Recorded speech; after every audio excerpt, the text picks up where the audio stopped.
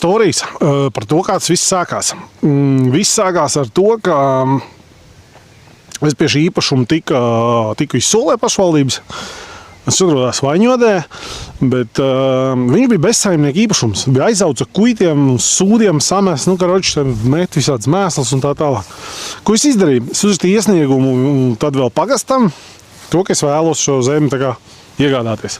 Viņi 2 gadus ņēmās, reģistrēja, mērīja un vispār, jo tad arī pēc tam bija izsoli. Es viens pats pieteicos un 0,6 hektārs ir mans. Sākās ar traktoru, sākās ar koku ciršanu, te viss bija aizaudzis, viss te, kur es stāvu, bija meža.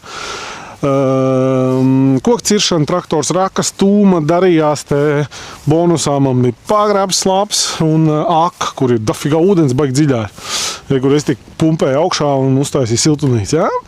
Tā kā, ja tev ir storijas par to, ka tu negribi dzīvot tur Bedrainajā un Rīgā, jā, vai kādā lielā pilsētā, tu pabrauc tur, kur tu gribi, un pamēģini dabūt bezsaimnieku mantu, respektīvi bezsaimnieku īpašums, un pieteikties uz viņiem. 2 gadu prasīja man, tā kā, bet tomēr, jā, te pat ir brāļi mājas, līdz ar to man te loģistika ir vieglāk, un darbojos, jā, māja, kur jau būs jūras konteineri, vienkārši kompakta. Bez kaut kādām lietām, izzāģēsim, sametināsim, nokrāsosim. Tas viss nemaksā kosmiski naudu, protams, es daru ļoti daudz pats.